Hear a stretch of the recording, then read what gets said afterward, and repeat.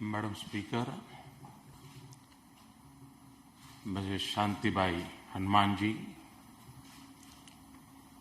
Prime Minister Shri Anirudh Jagannath ji, Leader of the Opposition Paul Beranje, members of the Assembly, greetings on the Independence Day of Mauritius. It is always a great honor to speak to a National Assembly, but it is truly special to do so in the Assembly of a people with which we share the deepest bonds of history and culture, and of a nation that we are proud to call a friend and a partner. To be here with you in this Assembly on your National Day is a blessed moment for me. On Independence Day, we not only celebrate liberty, but also remember the struggle and sacrifices that gave birth to freedom. Today is also a special day in the history of India's freedom struggle. On this day, in 1930, Mahatma Gandhi began his Dandi March, and India took a great step forward to independence. Your National Day honors Mahatma Gandhi, and it forms a deep bond of emotion between our two countries. Today, I also pay homage to Sir Shiv Sagar Ramgoolam for leading Mauritius to freedom and for his vision and leadership in building our partnership. I stand here today not just in celebration of our relationship, but also in admiration of your achievements. There are many countries that have seen the joys of freedom fade into the gloom of lost direction. In Mauritius, though, the hopes and promises of independence have become brighter by the passing day. Mauritius has stood as a bright beacon of democracy. This is a nation of a little over 1 million people of huge diversity living in great harmony. It is a nation that has lived up to the words of its national anthem, "One nation, one people, in peace, justice and liberty." It is a nation moving firmly on the path of prosperity. I have always admired how Mauritius has made smart choices and encouraged hard work and enterprise. It has gone from an agricultural economy to a middle-income and diversified economy, tapping the opportunities in textile and tourism, and now to offshore finance and information technology. Generations ago, people from India charted an unknown course to an uncertain new life in an unfamiliar world. As they built their lives, they lived on the memories of Himalaya and Ganga through the rituals of Shivratri and Kavedi, the colors of Holi and the joy of Eid. Through songs that welcomed the rains and dances that celebrated the harvest. Today, they are proud citizens of Mauritius, thriving in the dynamism of their country, contributes to its success. The island pulsates with the beauty of the preserved beliefs and culture. Yet, they blend easily into a way of life that has been formed by the winds and waves from different parts of the world. This morning, I went to Ganga Talab. I felt a personal connection that comes from the banks of Ganga in my parliamentary constituency, Banaras. And I understood the powerful links of heart that have endured time and distance in this magnificent land. Today, these links from the firmest foundation of our relationship. They have created goodwill and warmth rarely seen in international relations. They have built an unbreakable chain of trust between us. Today, we are equally proud to have a relationship that speaks of the needs of our time. We relate to each other from the comfort of our shared democratic values. We are partners in our economic progress. We shoulder our shared responsibility to advance security in the Indian Ocean. We speak in one voice in the cause of developing world and the future of our planet. I see Mauritius as a leader in the Indian Ocean community and as a bridge to Africa. Your leadership is helping promote Hindi in the world. India thanks you for hosting the World Hindi Secretariat. Madam Speaker, this is the wealth of our inheritance. This is the richness of our partnership. Last year, we had democratic transition in both countries. There are two things that are similar to both. After a long time, a single party won absolute majority in both countries. And in both parliaments, it's very interesting. In both parliaments, I have the honor to say, Madam Speakers.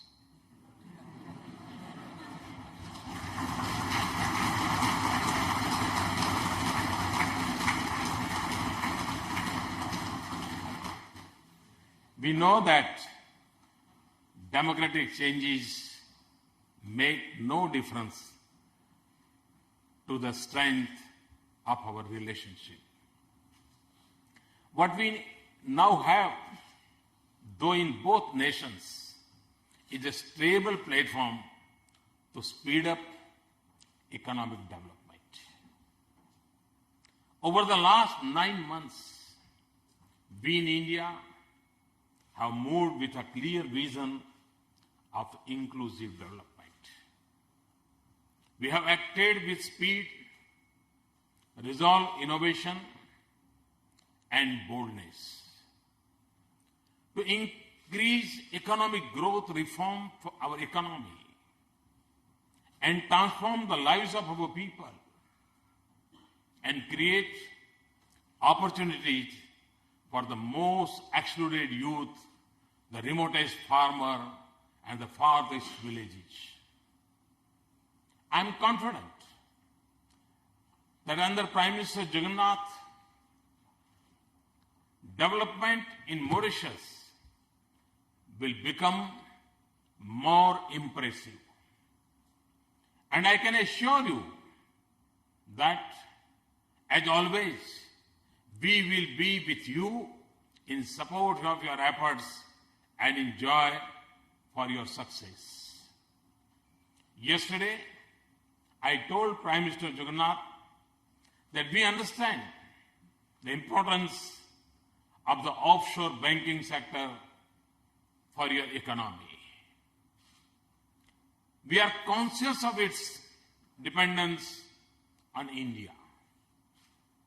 We will work together for our shared objective to avoid the abuse of our double taxation avoidance convention.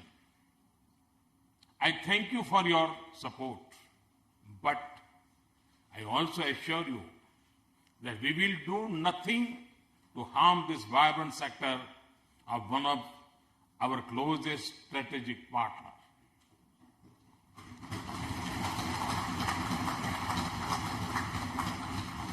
It has been a great privilege to be a development partner for Mauritius. We will always be ready to do more in accordance with your wishes. Yesterday, we announced a new line of credit of $500 million for the development of civilian projects in Mauritius. Prime Minister Vajpayee had supported the construction of the first cyber city in Mauritius in 2003. That became a symbol of our thriving economic partnership. I am pleased to announce our support for a second cyber city in Mauritius.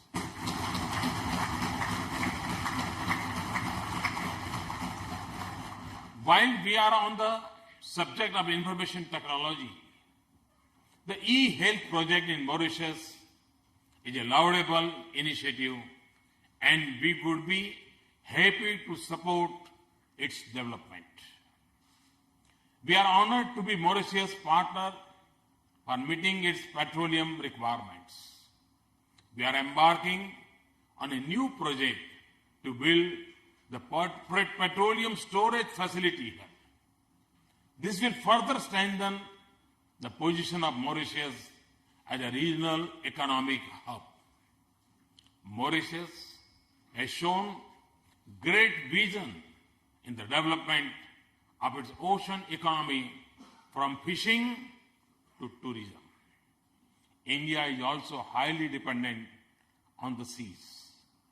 We are seeking to develop our marine economy and discover new possibilities. We are doing this in a sustainable manner that preserves the delicate ecosystem of our oceans. Indeed, the oceans hold vast potential to advance our prosperity and meet the challenges of the world. That is why I consider the blue chakra in our national flag as a symbol of blue revolution. Just as saffron represents energy revolution, white the milk revolution, and green the energy revolution, this offers a great opportunity to cooperation between our two countries. We can learn from you. Together, we can better understand our marine ecology and the new opportunities. We can improve our ability to pursue more sustainable practices.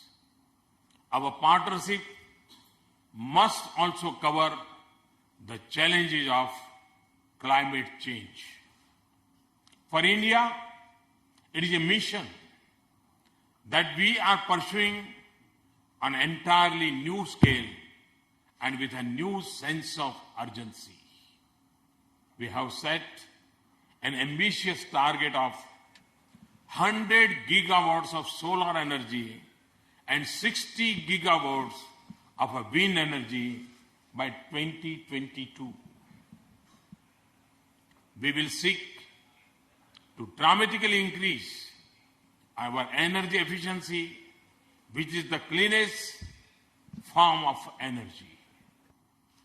This is a choice that is driven by commitment to the future, but also by principles. And for me, it's an article of faith.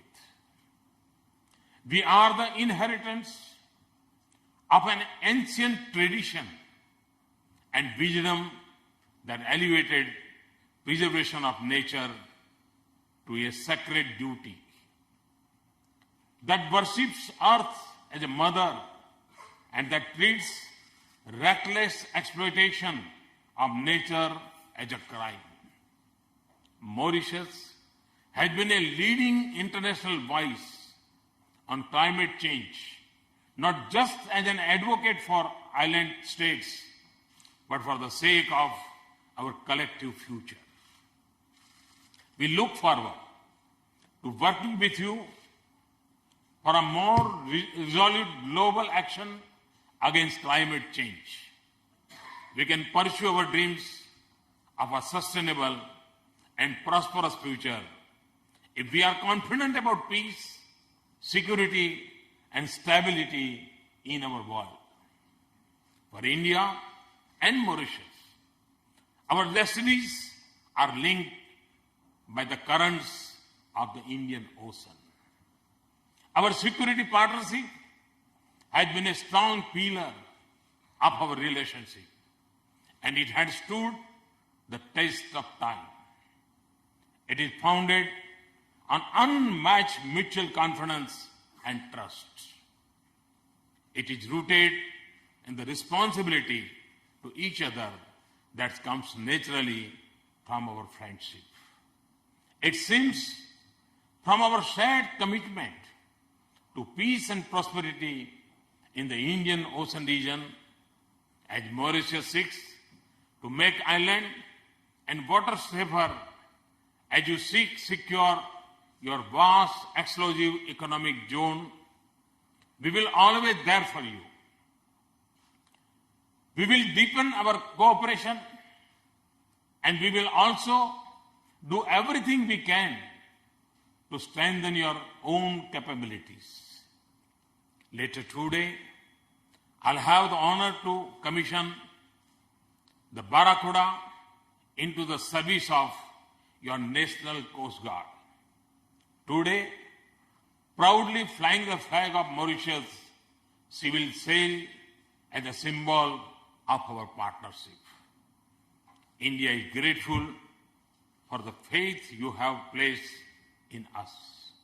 And as Mauritius assumes greater responsibility for securing this part of the Indian Ocean, we know that our region will be a safer place.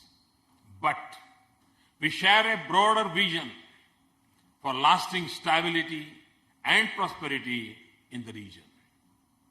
We believe that all nations in our region should come together to shoulder our shared responsibility. We seek a comprehensive partnership of a closer security, economic, cultural, scientific, and people-to-people ties in our region. That is why we are grateful that Mauritius hosts the Indian Ocean Rim Association. Your leadership will remain important to realize our vision. Your steadfast support in global institutions gives us more strength to speak on our common interests.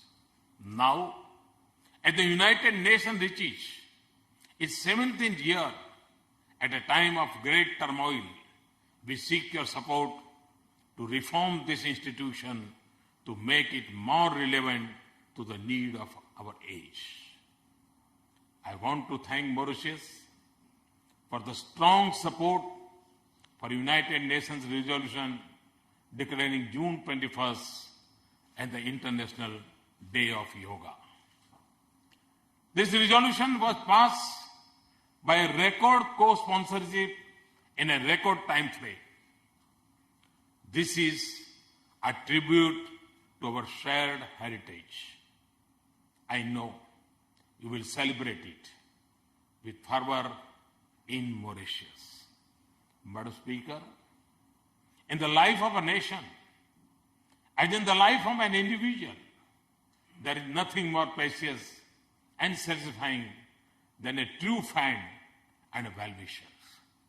Nothing more comforting than his embrace, nothing more valuable than his trust, nothing more reassuring than his support, nothing more enriching than his partnership. So, we are blessed to have your friendship. And I always say that if there is a one country that has full claims on us, it is Mauritius.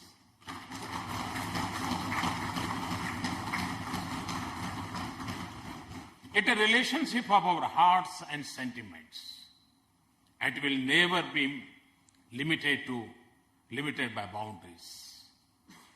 To be in India, we'll do everything to nurture it. This relationship will always be a source of great joy and strength to our two countries. And it will also be of immense value to our region and our world. Thanks for this honor, and thanks to everybody. And again, I wish my best wishes on this National Day. Thank you very much. Narendra Modi qui a souligné les liens étroits, historiques et culturels entre Maurice et